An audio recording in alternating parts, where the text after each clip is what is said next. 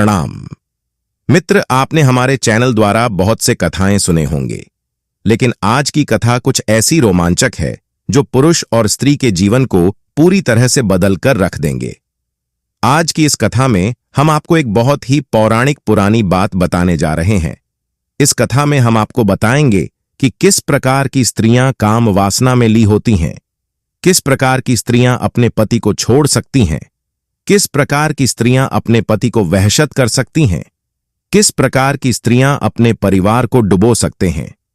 इस कथा में हम आपको बताने जा रहे हैं स्त्रियों की ऐसी नीचे जाती है जो एक ऐसी और बहुत ही घटित है, जिसके कारण कहीं पुरुषों के जीवन को बर्बाद कर सकती हैं। आज इस कथा में हमने आपको एक महत्वपूर्ण मुद्दा उठाया है कि आजकल बढ़ते ही अलग अलग प्रकार के विचित्र बातों से हो रहे पति पत्नी के बीच के संबंध को तोड़ने वाली यह कड़ी बहुत ही अद्भुत है। हम आपको बताएंगे कि ऐसा क्या होता है मनुष्य के जीवन में, स्त्री के जीवन में, जो वह अपने पति को भूलकर दूसरों के साथ चली जाती है। आज इस कथा का बहुत ही मूल्यवान कार्य होने जा रहा है। यह कथा बहुत ही रहस्यमय और बहुत ही प्राचीन काल की है।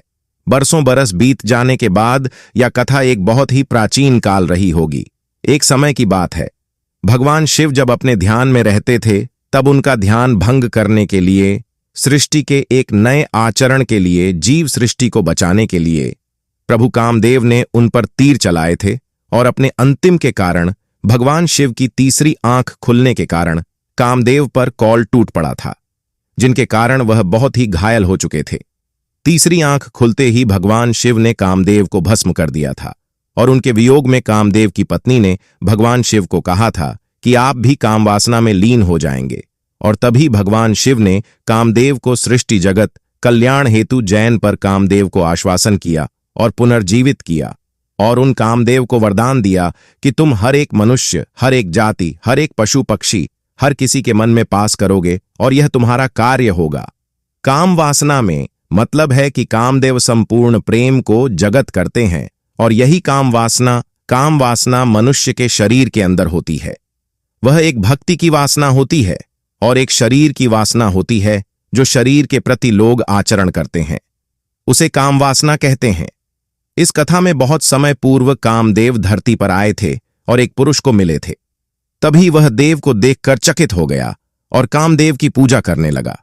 उसके भविष्य में कोई भी स्त्री नहीं थी, इसीलिए वह कामदेव की पूजा करता था। कामदेव की पूजा करते वक्त उसने स्त्रियों के लिए बहुत ही सोच विचार कर कामदेव की पूजा की थी। कामदेव की पूजा करते करते हैं वह उनकी भक्ति में लीन हो गया, और एक समय ऐसा आया, कामदेव स्वयं उसके सामने प्रकट हो गए और उन्होंने कहा कि है पुरुष, तुम धरती पर पहले हो जिसने मेरी पूजा की है। और यह बात सुनकर हो सिद्ध पुरुष बोला कि ही प्रभु, मैं जीवन में बहुत सी ऐसी घटनाएं देखी हैं, किस मैं आपसे प्रभावित होकर आपकी पूजा की है। ऐसा सुनते ही कामदेव ने पूछा कि यह पुत्र बोलो, तुमने ऐसी क्या घटनाएं देखी हैं। तभी वह फ्रेश बोला कि हे प्रभु, बहुत से ऐसे नगरों में ऐसी घटनाएं करते हैं कि पुरुष अपने काम वासना पर जरा सा भी बिंदु नहीं लग सकता। वह किसी न किसी स्त्री को बुरी नजर से देखता रहता है। क्या यह काम वासना सिर्फ पुरुषों में ही होती है? और तभी कामदेव कहते हैं कि ऐसा नहीं है, काम वासना हर एक में होती है, जबकि स्त्रियों में बहुत ही ज्यादा होती है। जो स्त्री काम वासना में लेने होती है, वह ना तो अपने पति की होती है, ना तो अपने पिता की होती है, ना अपने माता की होती है, ना अपने बहन की होती है, ना ही कब्ज की, सभी सगे संबंधी की होती है। उसके लिए केवल काम वासना ही एकली हो जाता है। ऐसी स्त्रियां बहुत ही ज्यादा होती हैं। धरती पर सबसे ज्यादा काम वासना मिली स्त्रियां ही होती हैं। इसीलिए स्त्रियों को ना ही कोई आज तक जान सका है और ना ही जान सकेगा। ऐसा करने पर वह पुरुष बोला कि हे प्रभु, स्त्रियां ही क्यों इतनी कम वास्तव मिली होती? क्या आस्तीन को ध्यान नहीं होता कि किसी के घर को बर्बाद करना पाप होता है? लेकिन तभी कामदेव बोले कि हम ही सिद्ध पुरुष, ऐसा नहीं है। जैसे जैसे जोग बदलते आए हैं, वैसे वैसे स्त्रियों पर अत्याचार होता रहा है। जैसे राजा रावण सीता मैया को लेकर गए थे और रावण ने अपनी प्रतिष्ठा दिखाते हुए सीता मां को हाथ तक भी नहीं लगाया था, लेकिन इस तरफ महाभारत के अंदर बताया गया है कि जैसे द्रौपदी को सारे दरबार में उसकी वस्त्र खींचकर उसे अपमानित करने का कार्य किया गया, इसीलिए और श्री कृष्ण ने उन्हें जाकर बचाया था। और यह इस युग की बात करें तो यह कलयुग है। यहां पर जिस स्त्री को धन, वैभव, ऐश्वर्य और आराम की जिंदगी चाहिए, वह श्रीनाथ तो किसी की हो सकती है और ना ही किसी की होगी। जो स्त्रियां अपने पति को छोड़कर दूसरों के साथ चली जाती है या दूसरों के साथ किया संबंध बनाती है, वह बहुत ही चतुर होती है। स्त्रियों को समझना होती है, मुश्किल होता है। आज के कलयुग में स्त्रियों के गर्भ में इतनी बातें छुपी होती हैं जो पुरुष के भीतर भी नहीं छपी होती हैं। स्त्री आगे इतनी चालाक हो गई हैं कि उनके मन को समझना नामुमकिन है। वह अपने पति के बारे में कुछ और अपने प्रेमी के बारे में कुछ और बता सकते हैं। आजकल के जीवन की स्त्रियां बहुत ही कठिन हैं। वह अपने दिमाग में इतने सारे बातें छुपा कर रखते हैं कि उनको ना तो कोई जान सकता है और ना ही कोई जान सकेगा। वह सदैव उसे पुरुष को ध्यान धरती हैं, यानी कि सदैव उसे पुरुष को याद करती रहती हैं, जिसके साथ उसे गैर संबंध रीति से रहना होता है। और जो स्त्रियां ऐसा करती हैं, उनको ना ही किसी पाप का डर होता है और ना ही किसी पुण्य का डर होता है। उन्हें बस अपने काम वासना ही में ही लें होना तृप्ति रहता है। जो स्त्रियां बहुत ही अच्छी स्वभाव की होती हैं और बहुत ही मुलायम स्वभाव की होती हैं, जो अपने घर को चलाना चाहती हैं, वह स्त्रियां अपने विश्वास न पर बिंदु उपलब्ध कर लेती हैं। लेकिन जो स्त्रियों को सिर्फ अपने काम वासना में ही लाइन होता है, जिन्हें अपने शौक पूरे करने होते हैं, इस कलयुग में वह न तो किसी पुरुष की हो सकती है और ना ही किसी पुरुष की होगी, क्योंकि उसे तो सिर्फ अपने कार्य से ही मतलब है।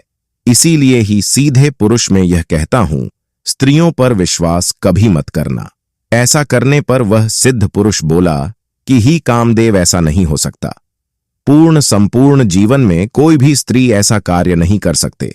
तभी कामदेव बोले कि है सिद्ध पुरुष जैसे समय बीतेगा वैसे स्त्रियां बहुत ही नीचे होती जाएंगे। ना ही किसी में संबंध बचेगा, ना ही किसी में पर्याप्त होगा, ना ही किसी का परिवार बचेगा। जो सच्चे और नहीं होंगे उनकी मृत्यु जल्द ही हो जाएगी। या तो वह आप खाद करेंगे या तो उनकी मृत्यु हो जाएगी। ऐसा कहने पर पुरुष बोला कि है प्रभु, आप तो अंतर्यामी हैं, आप तो काम वासना के भी स्वामी हैं।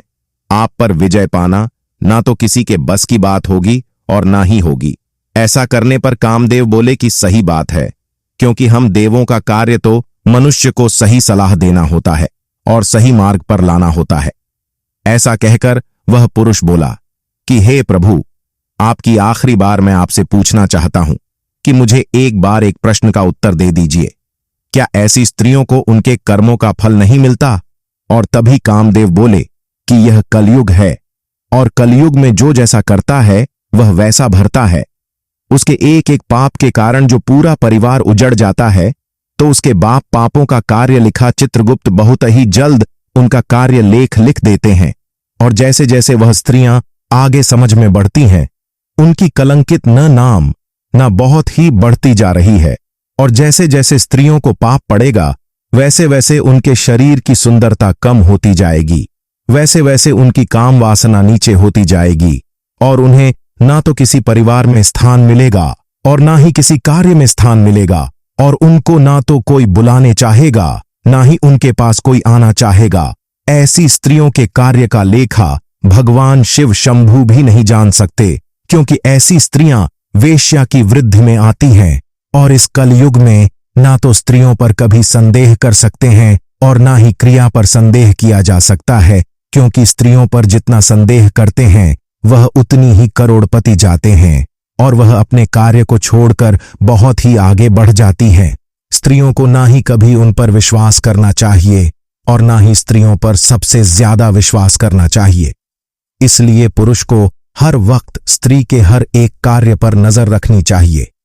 अपने परिवार को आगे बढ़ाने के लिए उसे वह श्रम करता है, लेकिन उसे श्रम को बिगड़ने पर वह स्त्री बहुत ही कार्य रहित हो जाती है और इस कलयुग में सबसे ज्यादा उसे कार्य करना पड़ता है। ऐसी स्त्रियों पर ना तो विश्वास करना चाहिए और ना ही सबसे ज्यादा विश्वास करना चाहिए। पुरुष को सदैव ही उसे पर नजर रखनी चाहिए। पुरुष को उसके हर एक कार्य पर नजर रखनी चाहिए, क्योंकि इस कलयुग का सबसे बड़ा नियम है कि जो कुछ नहीं कहता उसकी आंखें बहुत कुछ कह जाती हैं। तभी भगवान कामदेव बोले की है सिद्ध पुरुष, तुमने मेरी प्रार्थना की है, तुमने मेरी भक्ति की है, हम तुम्हें काम वासना से मुक्ति देते हैं। तुम सदैव ही एक सिद्ध पुरुष ही रहोगे। तुम्हारा हर एक प्रश्न का उत्तर मैंने दे दिया है। कृपया करके मैं अभी प्रस्थान करता हूँ। यह कथा हमने मित्रों आपको सुनाई है, क्योंकि आज के दिनों में बहुत ही ज्यादा घटित कथाएं आपने सुनी होगी, क्योंकि स्त्रियों की काम वासना पर बहुत ही कम लोगों ने विजय प्राप्त की है और स्त्रियों के काम वासना को बहुत ही कलंकित माना गया है, क्योंकि जो स्त्री नीचे होती है, कलंकी होती है, उसकी आंखें बहुत कुछ बोल देती हैं। कृपा करके हमारे चैनल और कार्यकर्ताओं की तरफ से कुछ भी गलत कार्य हो चुका हो तो कृपया करके हमें माफ कर दीजिए।